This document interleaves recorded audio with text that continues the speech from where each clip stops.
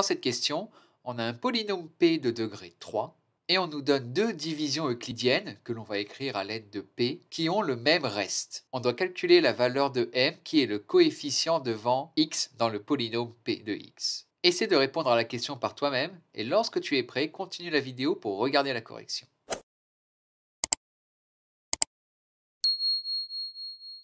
Dans cette question, on nous donne deux divisions euclidiennes. Premièrement, p de x-1 divisé par x plus 1 et p de x plus 1 divisé par x-1. Dans chacune des divisions, on va obtenir un quotient a et b qui sont des polynômes, on ne sait pas lesquels. Par contre, les restes des divisions euclidiennes sont les mêmes d'après la question. Donc on obtient le polynôme r de x dans les deux divisions. De plus, on sait que dans une division euclidienne des polynômes, le degré du reste, c'est un nombre supérieur ou égal à 0 et il est toujours strictement inférieur au degré du diviseur. Or ici, les diviseurs sont x plus 1 et x moins 1. Ce sont des polynômes de degré 1. Donc le degré des diviseurs est égal à 1. Cela signifie que le degré du polynôme r, c'est un nombre supérieur ou égal à 0 et strictement inférieur à 1. Cela signifie que la seule possibilité, c'est que le degré de r soit égal à 0. Or, un polynôme de degré 0, c'est un polynôme constant. Donc on peut poser r de x égale k avec k un nombre réel.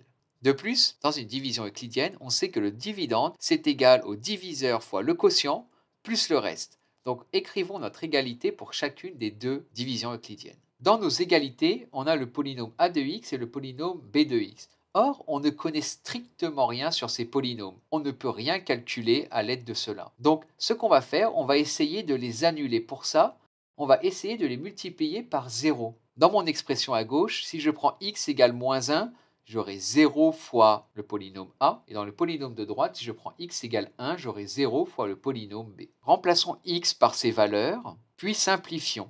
On obtient p de moins 2 égale k et p de 2 égale k.